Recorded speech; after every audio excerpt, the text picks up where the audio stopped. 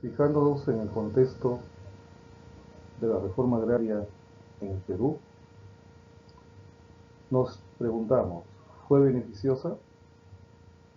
En esta oportunidad vamos a hacer un análisis desde la perspectiva política, económica y social. Empezamos. Quien les habla es Luis Alberto Carrasco Melo. A partir del año 1969, el gobierno peruano implementó una serie de medidas con el objetivo de transformar el panorama social del país a través del cambio. Justamente lo que buscaba era la distribución de la riqueza, particularmente del régimen económico y de la propiedad de la tierra. El objetivo fundamental era transformar la estructura de titularidad de las tierras del país y sustituir los regímenes de latifundio, minifundio, por un sistema de la redistribución equitativa en la propiedad rural. Una de las medidas que fueron adoptadas justamente es la promulgación del decreto ley 17716, llamada ley de la reforma agraria. En ella se llevó a cabo, lógicamente, pautas específicas como expropiaciones de predios rústicos. Eso estaba en función de los terrenos cuyos propietarios eran tanto personas naturales como jurídicas y pasaron en un primer momento a ser dominio estatal y luego a distribuirse entre los campesinos y de alguna forma generado en las organizaciones que estaban dadas a nivel de cooperativas y sociedades. En tal sentido, la reforma agraria lo que pretendía era la implementación, a través de este gobierno revolucionario de ese entonces, de las Fuerzas Armadas, bajo el liderazgo del general Juan Velasco Alvarado.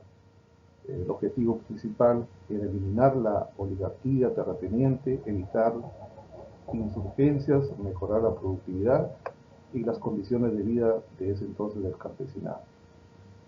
Partimos de una postura, haciendo un balance de los aspectos que se han mencionado, digamos, a decir que no fue beneficiosa en conjunto, dado que sus consecuencias económicas lamentablemente generaron una deficiencia en la gestión.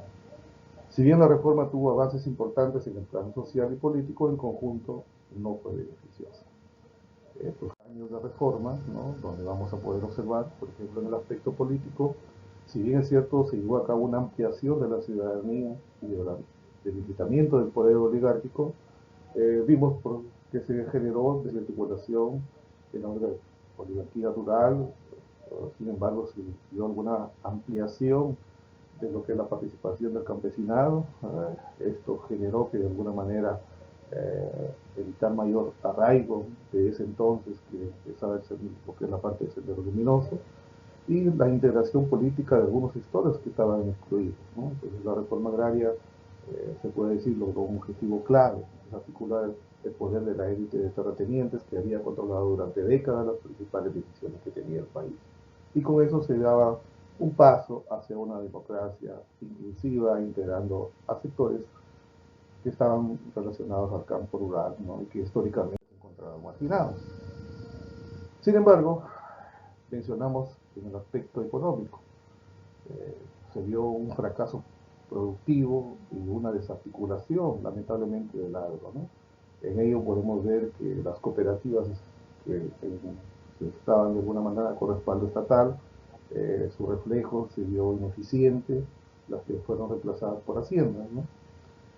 Se generó lamentablemente en forma concordante la situación de caos en relación a la crisis económica y la deuda externa que en ese entonces se tenía, ¿no?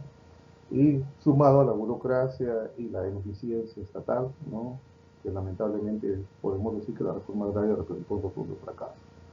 Como detalles, se vieron que se expropiaron 8 millones de hectáreas y se repartieron a 35.000 familias. Muchas de estas tierras pasaron a ser gestionadas por cooperativas estatales, lamentablemente mal administradas, con tecnócratas responsables que no respondían verdaderamente a la necesidad del campesino.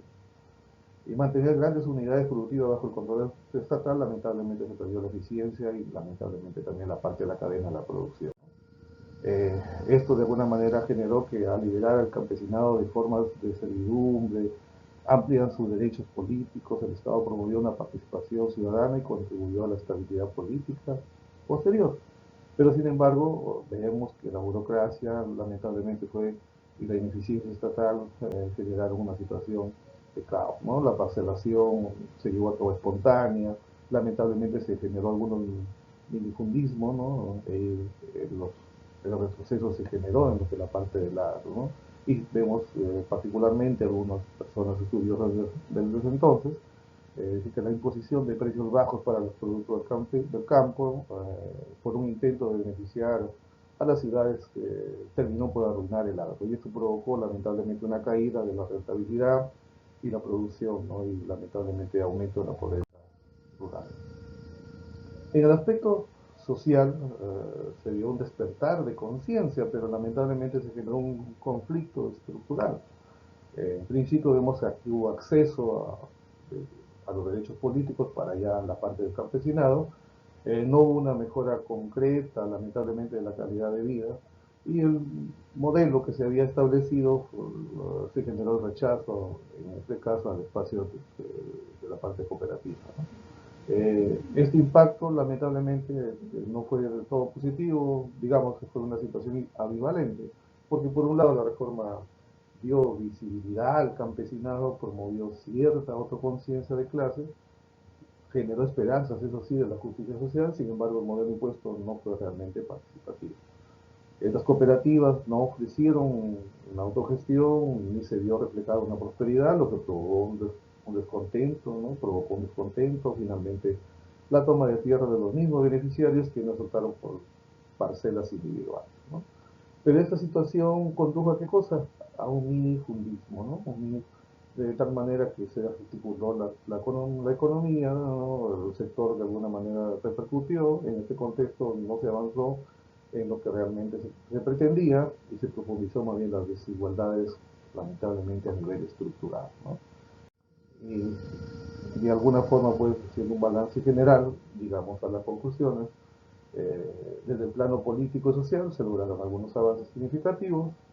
Sin embargo, se limitó a la oligarquía terrateniente, se amplió la ciudadanía y se integró al campesinado en la vida nacional. Sin embargo, se eliminaron algunos privilegios feudales y se integró políticamente al campo. Pero el fracaso rotundo vino a nivel económico del modelo cooperativista y la falta de sostenibilidad productiva van a demostrar que esta reforma lamentablemente no fue beneficiosa en su conjunto, ¿no? Es una reforma bien intencionada, pero lamentablemente mal ejecutada. El Perú aún arrastra muchas de estas consecuencias estructurales dentro de este proceso, lamentablemente, que repercute a la actualidad, ¿no? Podemos decir entonces que el fracaso económico y la pobreza persisten o persistió, anularon su beneficio general, por tanto, llegamos a la conclusión de que no fue beneficiosa en su conjunto.